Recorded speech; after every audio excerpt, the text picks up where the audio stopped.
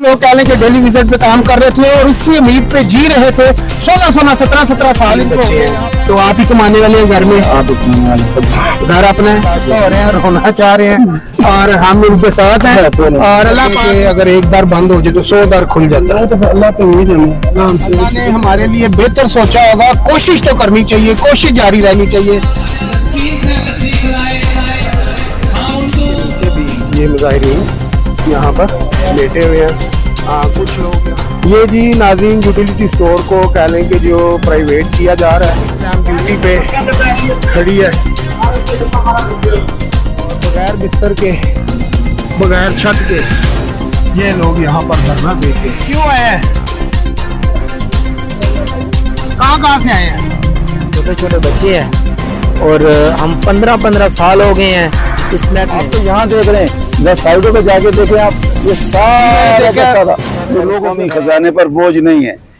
आज तक हुकूमत पाकिस्तान के अदारा जो है, अदारा है वही तनख्वाह देता है। हम तो बजट तो हमारा कोई गवर्नमेंट कोई हमारे लिए कोई अलग बजट तो नहीं अप्रूव करता।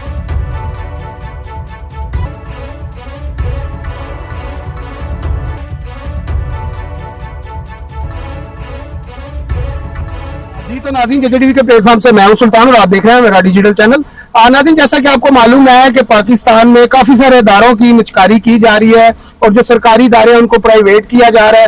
ये काफी अरसे से हम सुन रहे थे और आज आखिरकार वो दिन आ गया कि यूटिलिटी स्टोर को सबसे पहले को के हाथ डाला गया है।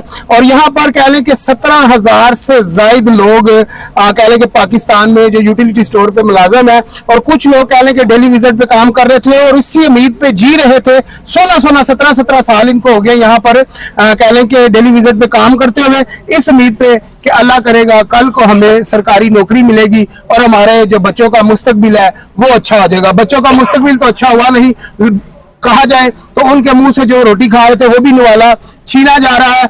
उसी निवाले को बचाने के लिए के कह लें कि पूरे पाकिस्तान से मुजाहिरीन आज इस्लामाबाद डी चौक में पहुंच चुके हैं और डी चौक का जैसा कि आपको मालूम है नाज़रीन कि कंटेनर रख के ब्लॉक कर दिया गया है।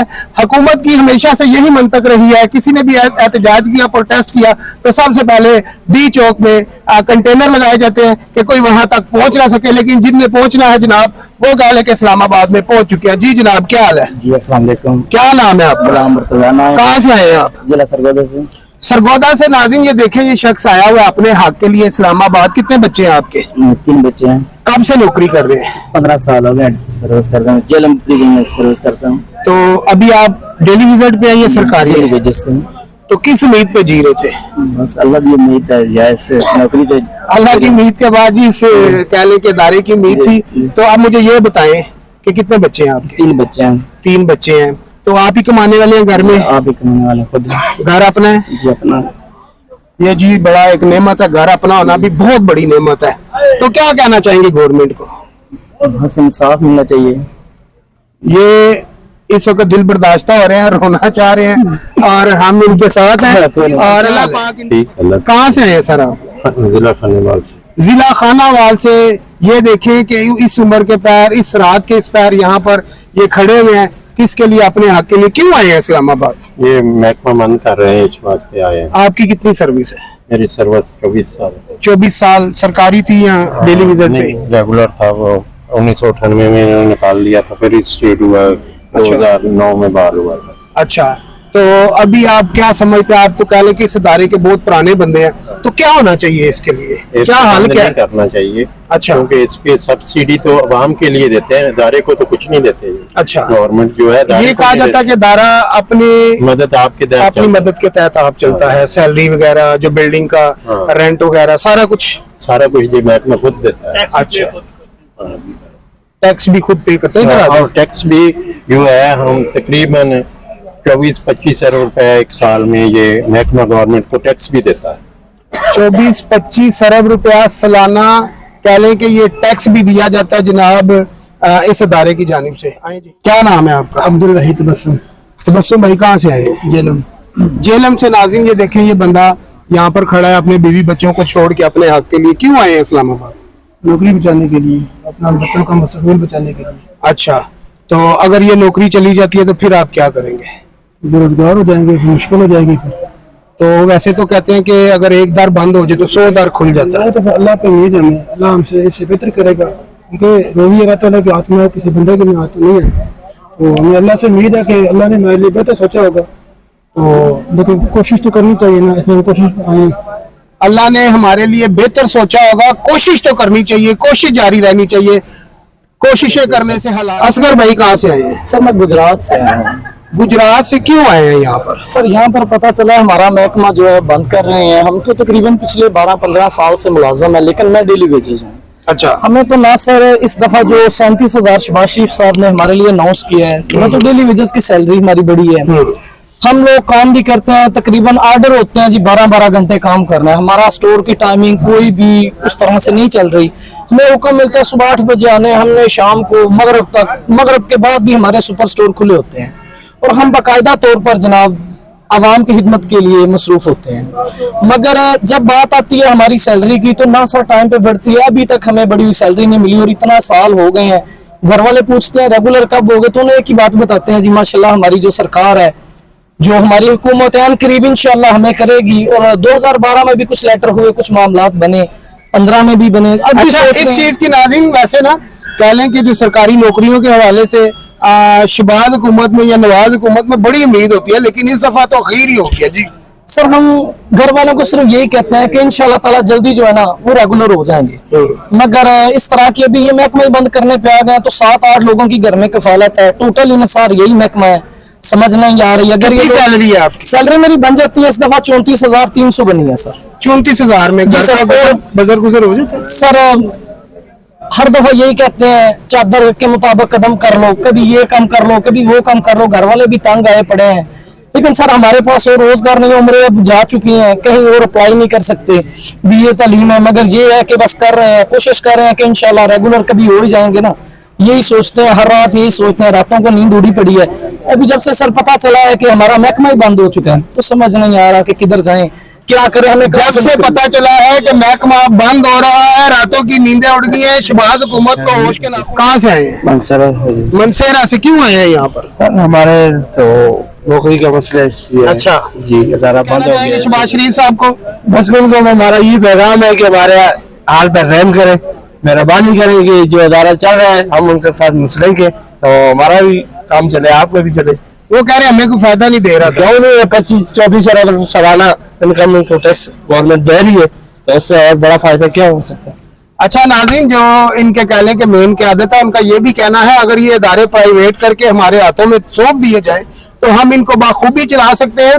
और अगर अमूमन आपने देखा होगा यूटिलिटी स्टोर के बाहर अमूमन आपने चीनी की वजह से, आटे की वजह से लंबी लंबी कतारें, लंबी लंबी लाइनें लगी होती हैं, तो वो भी इनका ये कहना है कि वो भी हुकूमत की तरफ से नाअहली की वजह से वो लाइनें लगती हैं। जब हुकूमत सब्सिडी देती है या कोई चीज सस्ती करती है तो वो फिर टाइम पर यूटिलिटी स्टोर पे पहुंचाती नहीं है, तो फिर जाहिर बात है जो कस्टमर होता है उसकी बाहर लंबी लंबी लाइनें लग जाती है। वो भी हमारी वजह से। कहाँ से आए हैं? मरदान से। लो जी, हमारे पख्तून भाई मर्दान से आए हुए हैं। खान साहब क्यों आ गए थे? बस इस मसले में स्टोर बंद किया जा रहा है। आप स्टोर पे क्या करते हैं? मैं सेलमैन हूँ। सेलमैन है। तो आपकी कितनी सैलरी है? तकरीबन 41,000। 41,000 रुपए में घर का गुजारा होता है? घर अपना है आपका? हाँ जी, अपना है। अच्छा, तो बिल वगैरह या घर का राशन वगैरह पूरा हो जाता है? 41 में तो बिल बढ़ता है, फिर तो नहीं पूरा होता। बिल कर्ज लेते हैं। कर्ज ले 41,000 रुपए में घर चलाने के लिए इनको कह लें कि कर्ज कहीं ना कहीं से हर महीने लेना। साहिवाल से। क्या नाम है आपका? वकार अली खान। वकार भाई, ये बताएं कि ये पूरे पाकिस्तान से यूटिलिटी स्टोर के जितने भी मुलाजमीन है यहाँ पर क्यों जमा हो गए?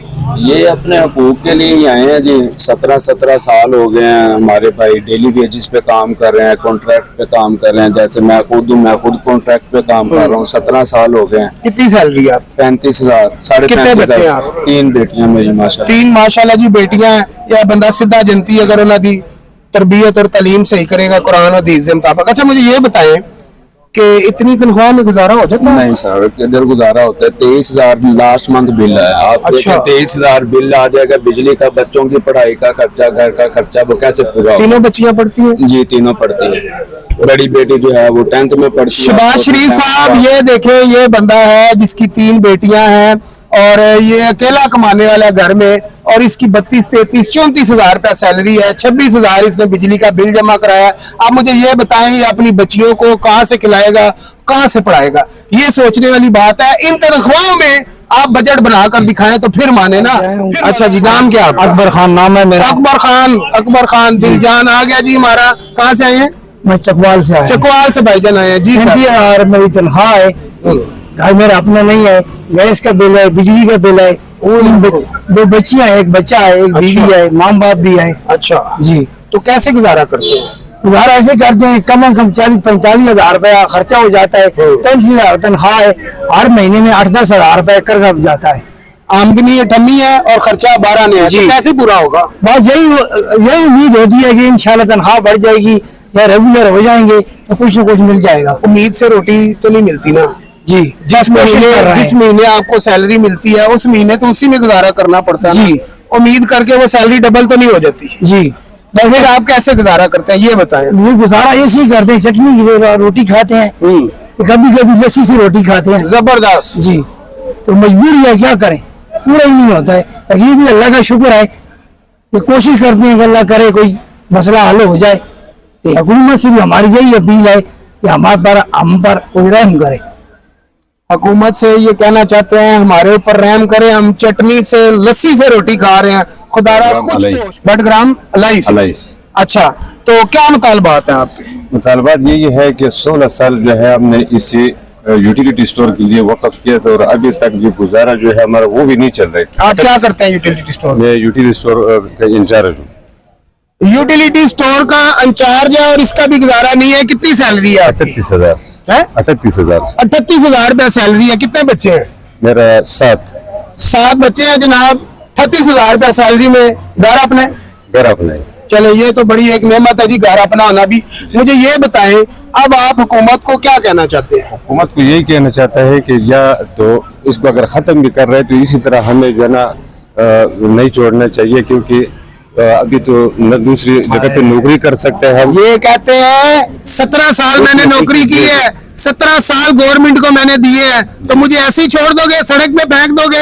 ये कहना है इनका। शहबाज शरीफ साहब आपको, तो खुदारा इनको सड़कों पे मत फेंके, इनके लिए कोई बेहतर वसाइल, बेहतर जरिया बनाए। अगर ये बंद भी करते हैं तो इनको कोई सरकारी नौकरियां तो देना, ताकि इनको घरों से निकाला तो ना जाए, इनको नौकरियों से फेंको तो ना।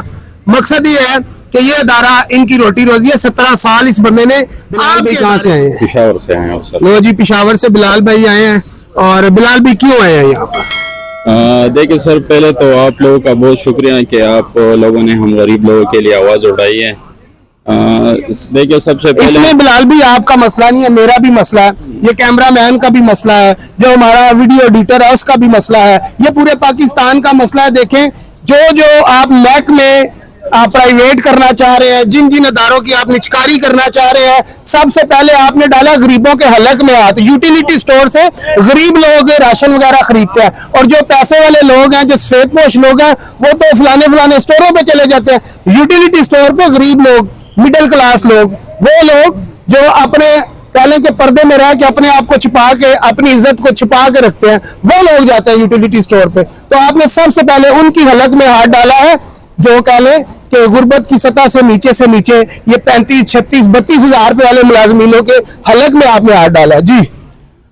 तो सर, अरसा दराज से हमारे साथ, हमारे मुलाजिमीन के साथ जो है वो ज्यादती चली आ रही है ना।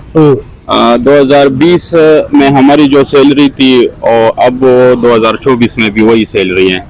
मतलब सैलरी जो इंक्रीज हुई है, 2020 में सैलरी थी, 24 में भी वही है। 24 में भी वही, जो सैलरी इंक्रीज हुई है इन 4 सालों में, वो हमें अभी तक नहीं मिली। वाह वाह। दूसरी बात यह है कि इस इदारे में जो है एजुकेटेड लोग हैं और तकरीबन 16-17 साल से वो डेली वेजेस और कॉन्ट्रैक्ट पर काम कर रहे हैं। तो उन लोगों का जवानी का जो बेहतरीन हिस्सा है वो इसी में गुजरा है और एज हो गए। ये भाई ने बताया कि इस इदारे में एजुकेटेड लोग हैं, और मजेदारी की बात ये बताऊं कि कोई पैकिंग पे, कोई सेल्समैन, कोई कुछ, कहां पर पढ़े लिखे लोग, आला तालीम याफ्ता लोग। और यहाँ पर मैं एक चीज आपसे शेयर कर दूं, हमारे कजन है जो लंदन में होते हैं, तो उनके पास अच्छी खासी तालीम थी, एक स्टोर पे गए वो मुलाजमत मांगने के लिए, तो उन्होंने कहा भाई हम आपको मुलाजमत पे नहीं रख सकते, आपकी तालीम ज्यादा है, हमारे पास जो जॉब है वो कम तालीम वाले की है। और यहाँ पर हाई एजुकेटेड जो लोग हैं वो कह लें कि स्टोरों पे काम कर रहे हैं, चीजें बेच रहे हैं, दाल ले लो, चीनी ले लो, पत्ती ले लो। जी भाई। जी बिल्कुल।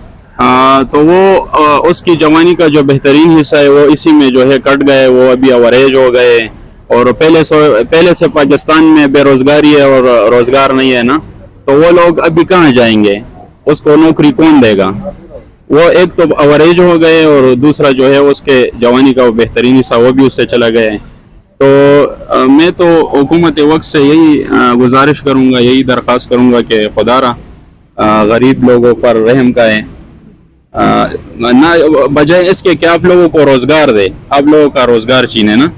तो गुर्बत है, महंगाई है बहुत ज्यादा, और ये जो तनख्वाह हमें मिल रही है इस पर भी हमारा गुजारा नहीं हो रहा, लेकिन खुदारा हमारा जो रोजगार है वो हमसे न छीने। उनका कहना है जी हमारा रोजगार हमसे। शहरों से लोग आए हुए हैं, उनके आपने कहने के ख्यालात सुन लिए हैं, उनका मौक़िफ़ सुन लिया है। यहाँ पर मैं हुकूमत वक्त से यही कहना चाहूँगा कि खुदारा होश के नाखुन लें, उन लोगों पे हाथ डालें जो बड़ी बड़ी मिलें, बड़ी बड़ी फैक्ट्रियों के ओनर हैं। खुदारा इन गरीब लोगों को ना सताया जाए जिनकी तनख्वाहें 34, 35, 36, 50 हज़ार तक हैं। इसी के साथ अपने भाई सुल्तान को इजाज़त दीजिए। अल्लाह हाफिज़।